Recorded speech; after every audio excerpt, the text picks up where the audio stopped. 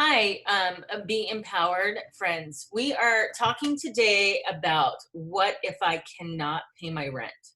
So there are lots of resources that you can go to.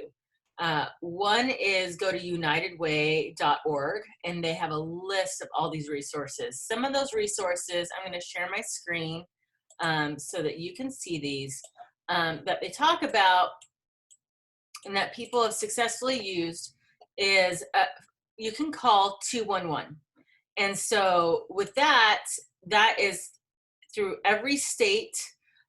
You call 211 and they will connect you with organizations. So here I am sharing my screen. You can see this is unitedway.org, community resources to help with housing. So I'm talking about renting right now. Um, these are rental assistance programs that are for your local area. Another one is that you can go to is Salvation Army has a one-time assistance program, as well as Catholic Charities. Some churches do as well, especially if you're a member of their congregation.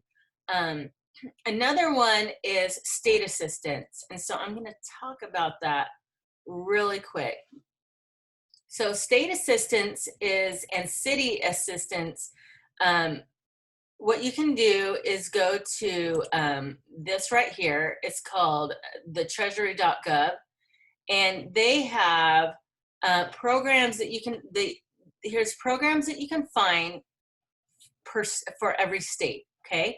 So say I went to Arizona, I would be able to look up the main cities in Arizona. Let's just say I want to go to the city of Mesa, and it would give me in Spanish or in English what would be required. So here I'm going to click on the emergency rental and utility assistance program that Mesa has, and all cities have this.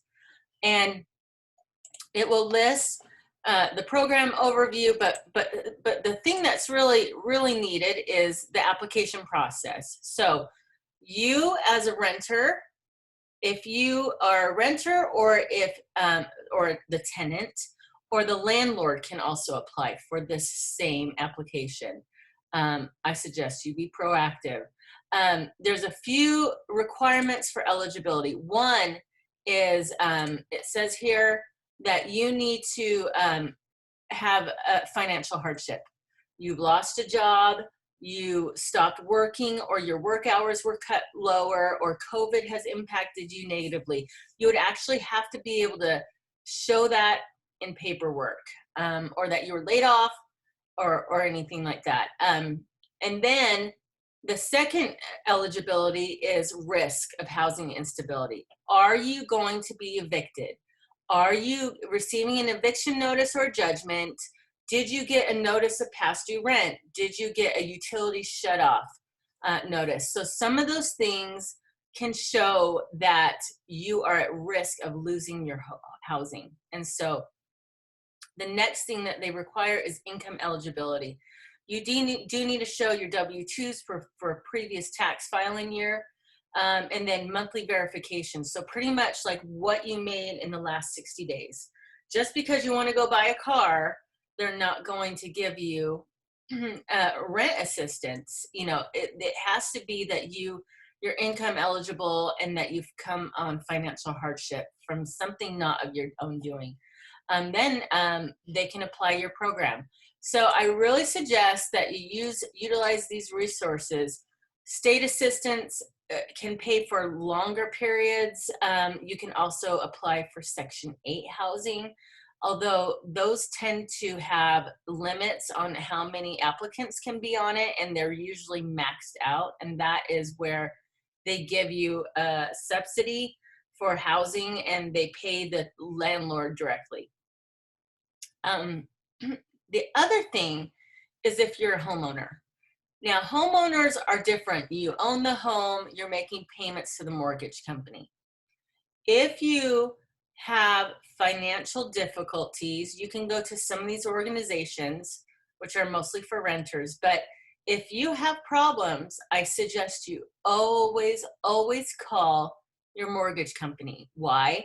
because there can be life circumstances that can cause issues. So I had a family friend, her husband was going through cancer, and she didn't know what to do because he had loss of income, and it was for several months. She called the mortgage company, and because of this life circumstance or hardship, financial hardship connected to a medical condition, they were able to stop payments for a few months and then tack those on to the mortgage at the end.